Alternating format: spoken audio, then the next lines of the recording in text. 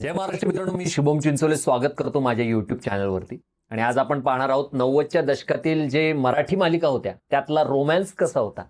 आणि आजही लोक ते विसरत नाहीयेत, तर शेवटपर्यंत नक्की बघा. 90च्या दशकातलं प्रेम हे ना जाणवायचं.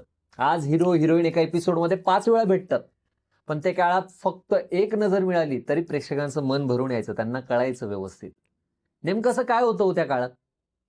चला तर तेच आपण या संपूर्ण व्हिडिओमधून जाणून घेऊया. शेवटपर्यंत नक्की थांबा. मित्रांनो, 90चं दशक म्हणजे मराठी मनोरंजनाचा सुवर्णयुग.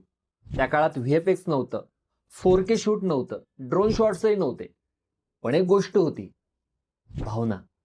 त्या भावना इतक्या खऱ्या वाटायच्या की प्रेक्षक त्या पात्रांसोबत स्वतः जगायचे. आज आपण एखादा रोमॅन्टिक सीन पाहतो, बॅकग्राऊंडला ब्लर असतं, स्लो मोशन असतो, वेगवेगळे कलर्स वापरल्या जातात. पण 90च्या दशकात जो पाऊस असायचा तो खराखुरा पाऊस असायचा. संध्याकाळ म्हटल्यानंतर तो दृश्य संध्याकाळच असायचा.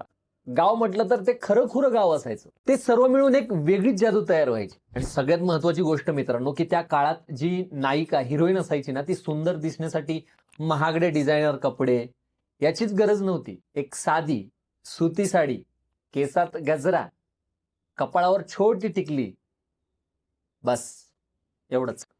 आणि नायक हिरो साधा पांढरा शर्ट किंवा एखादा कुर्ता, पण त्याच्यातला रुबाब आजही आठवतो. आज प्रेम म्हणजे आय लव्ह यू, आणि त्या काळात प्रेम म्हणजे एकमेकांकडे न बोलता पाहणं. ती खिडकीत उभी आहे, तो रस्त्यावरून जातोय, दोघे काहीच बोलत नाही, पण प्रेक्षकांना सगळं समजायचं. एका छत्रीतून चालणं, हाताला नकळत झालेला स्पर्श, बस स्टॉपवर वाट पाहणं, पत्र लिहिणं, हेच त्या काळाचं प्रेम होतं मित्रांनो. आणि त्या काळात प्रेम हे विकलं जात नव्हतं, जगलं जात होतं. कारण लेखकांना TRP पेक्षा ना कथा महत्वाची होती, आणि डायरेक्टरला कॅमेरा अँगलपेक्षा भावना महत्वाच्या होत्या. कलाकारांना ग्लॅमरपेक्षा अभिनय महत्वाचा होता. खरं तर आज सगळं आहे.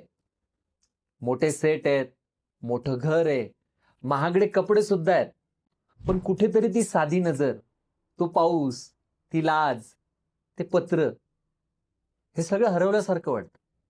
म्हणूनच 90च्या दशकातील प्रेम आजही मनात जिवंत आहे. मित्रांनो, तुम्हाला 90च्या दशकातील अशी कोणती मराठी मालिका किंवा असं गाणं आजही आठवतंय का? आठवत असेल तर नक्की कमेंट करून सांगा. आणि अशाच मराठी मनोरंजन विश्वाच्या आठवणीसाठी आपल्या चॅनलला सबस्क्राईब करायला विसरू नका. जय महाराष्ट्र.